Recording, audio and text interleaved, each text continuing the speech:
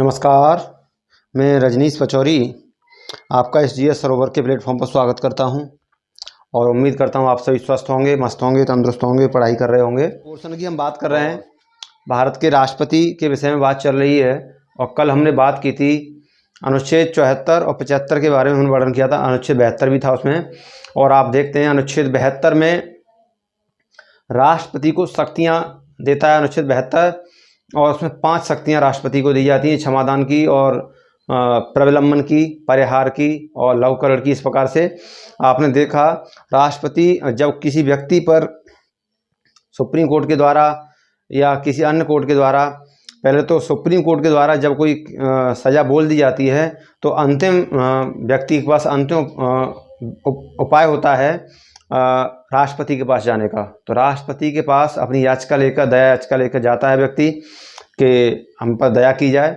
जो हमने अपराध किया उसके लिए हमें क्षमा किया जाए। तो राष्ट्रपति उस पर विचार करते हैं और विचार करने के बाद जो भी निर्णय होता है वो अंतिम निर्णय होता है राष्ट्रपति का। तो इस प्रकार से राष्ट्रपति को शक्तियाँ होती हैं। और अनुच्छेद 74 जो होता है, अनुच्छेद 74 में आपने देखा मंत्रिपरिषद होती है राष्ट्रपति की सहायता के लिए।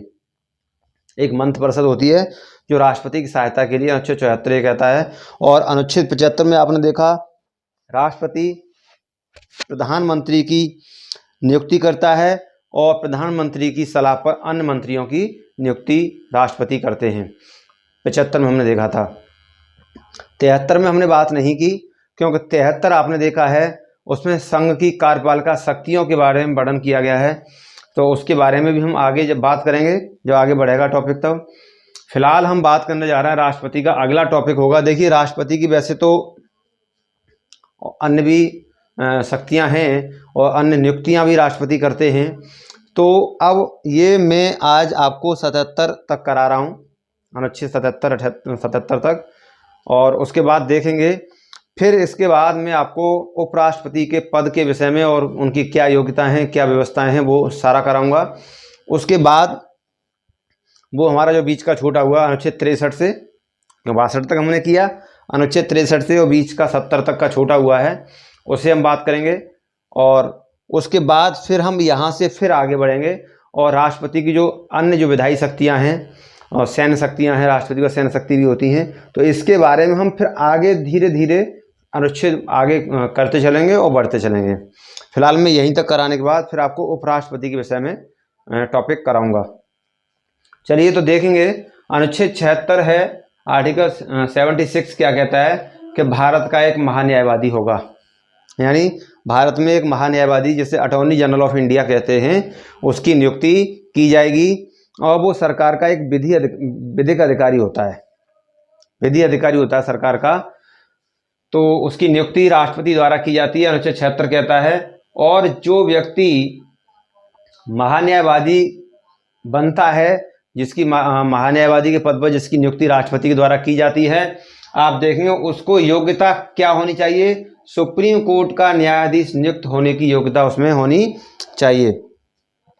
यानी आपने देखा है सुप्रीम कोर्ट के सीजेआई जो होते हैं उनमें ये योग्यताएं होती हैं और योग्यता के आधार पर वो सीजेआई बनते हैं। तो जो व्यक्ति महान्यायवादी नियुक्त किया जाएगा राष्ट्रपति के द्वारा, उसमें ये सारी योग्यताएं होनी चाहिए जो एक सुप्रीम कोर्ट के सीजेआई में होती हैं। यानी महान्यायवादी जो व्यक्ति नियुक्त किया जाएगा उसमें सुप्रीम कोर्ट का चीफ जज नियुक्त होने की भी योग्यता होनी चाहिए, उनके बराबर योग्यता होनी चाहिए।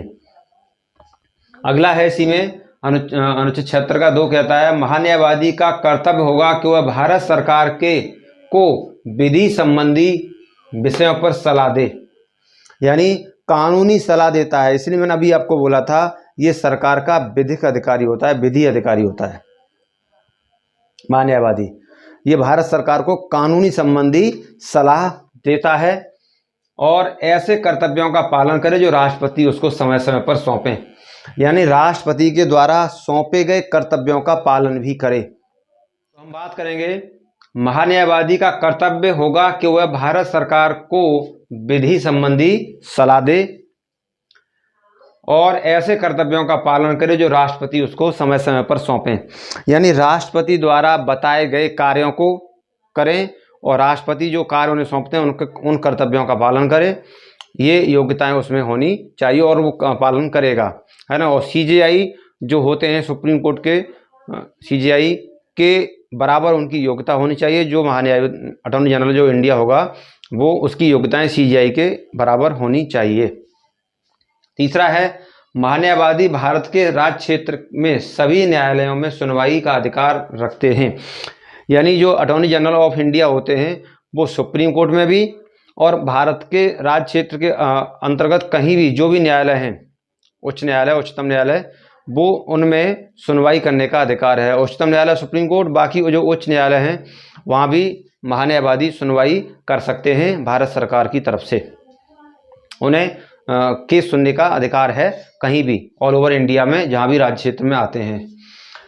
अगला है चौथा, राष्ट्रपति के प्रसाद पर्यंत पद धारण करेगा और ऐसा पारिश्रमिक प्राप्त करेगा जो राष्ट्रपति निश्चित करें।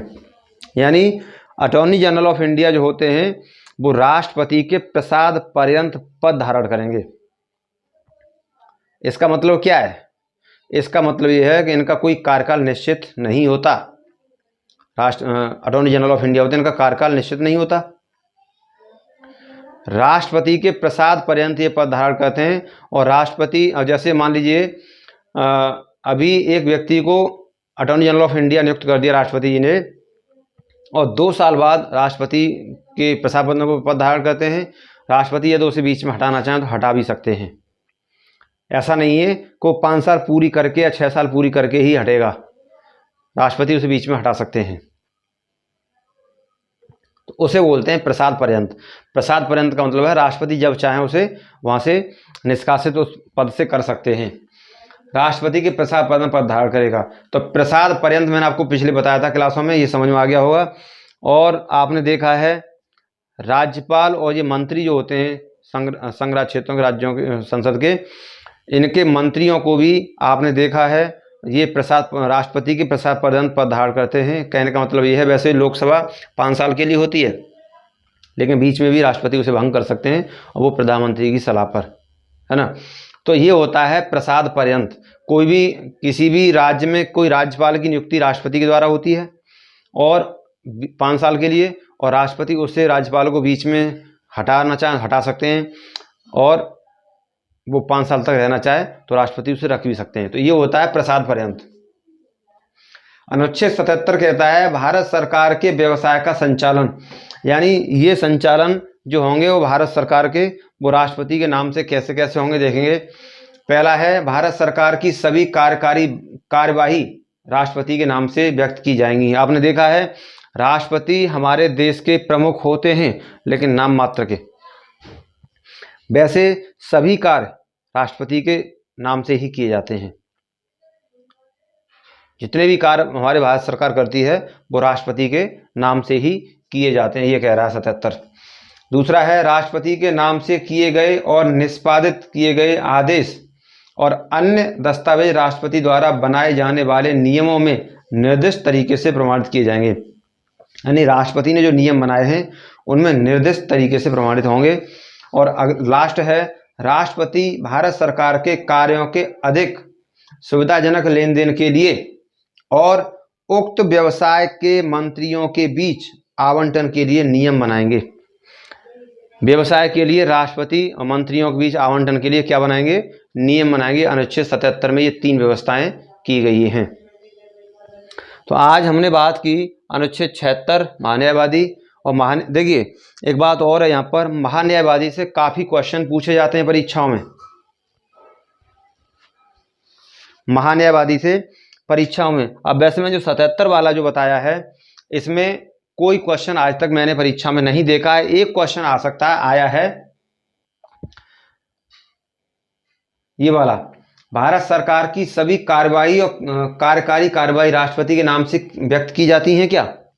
हाँ, तो ये अनुच्छेद 77 कहता है कि भारत सरकार जितनी भी कार्यवाही और जो भी काम करती है वो राष्ट्रपति के नाम से ही की जाती है। अनुच्छेद 77 से केवल एक बात आती है भारत सरकार के सभी कार्यवाही राष्ट्रपति के नाम से व्यक्त की जाएंगी।